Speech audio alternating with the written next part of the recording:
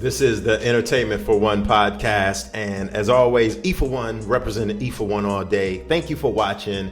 Thank you for representing by clicking on this video and rocking with me. I really appreciate it. Like this video if you like the content, and most importantly, subscribe to the channel.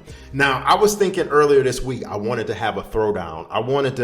I just started thinking in my head, literally like out of nowhere, this came up. Which album was better?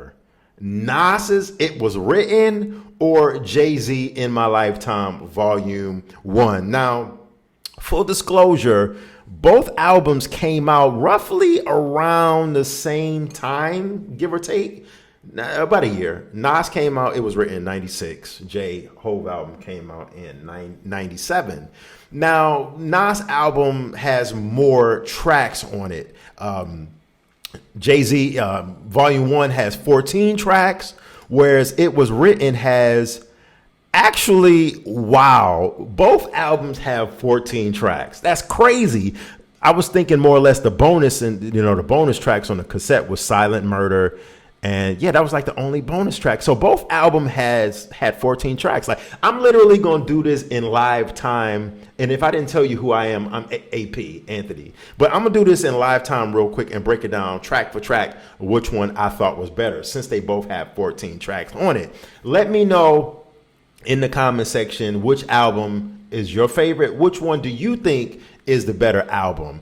I already kind of have my bias going into this, but I could change because Volume 1 was a good quality album that had joints on there.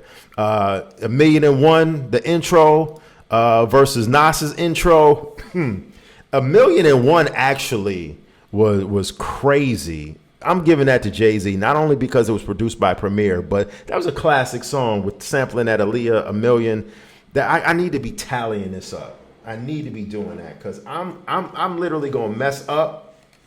And I'm gonna forget what's what. So we got Jay and we got Nas. Okay, 1 goes to Jay. Okay, we're gonna do 1 through 14, right? Okay, first one goes to Jay.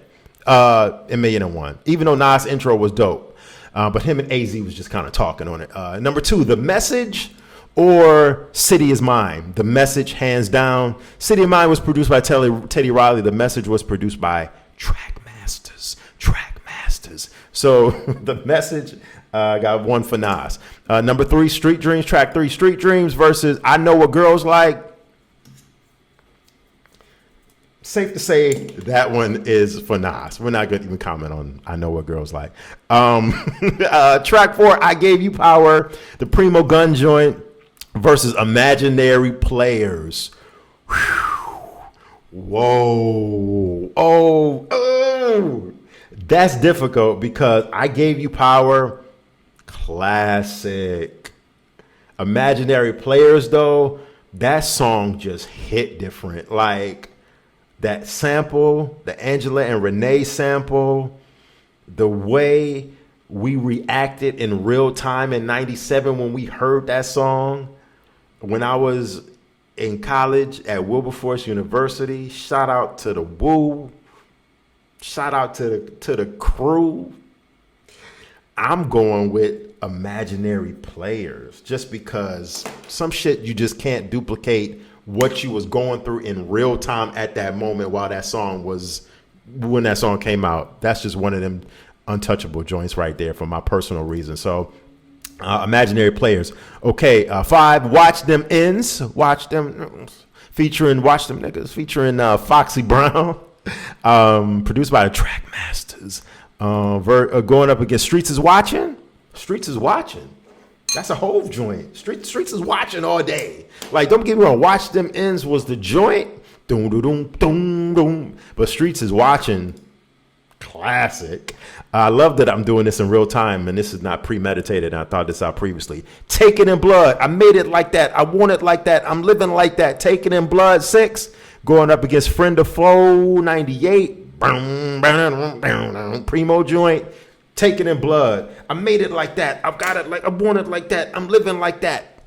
Taken in Blood was just, man, that was crazy. That was produced by the Live Squad too. Stretch. Rest in peace to Stretch. Yeah. Track 7, Nas is coming. The J joint and the J joint, Lucky Me. I was never a fan of the Lucky Me joint, so Nas is coming. Nas is coming. The Dre joint was knocking too. Nas was floating on that Dre track. Affirmative Action, the Crew joint, number 8, going up against Always Be My Sunshine. I don't even think we need to talk about that. We don't even need to talk about that. I'm just going to say Nas. We don't even need to talk about that. 9, Set Up, the Havoc produced joint versus Who You With. 2, Who You With was the joint. Like Who You With, nice little female joint. But I gotta go with, no doubt about it, the Setup. That's not even a question. Okay, 10, Black Girl Lost. Love that song. Going up against Face Off. Face Off 2000 off the Sauce Money solo album was dope. That was a slept on song. I love that song. I'm going with Black Girl Lost. Even though Face Off was cool, Black Girl Lost all day. It's looking like Nas is starting to run away with this. 11, Suspect, going up against Jay-Z. Real Ends, Real Niggas, featuring Too Short. Suspect, don't come outside. You might back to Nas. Suspect. Nas is running away with this. 12, Shootouts, going up against Jay-Z, Rap Game, Crack Game. That song was tough. But Shootouts was, that was produced by the Track Masters. Shootouts is tough.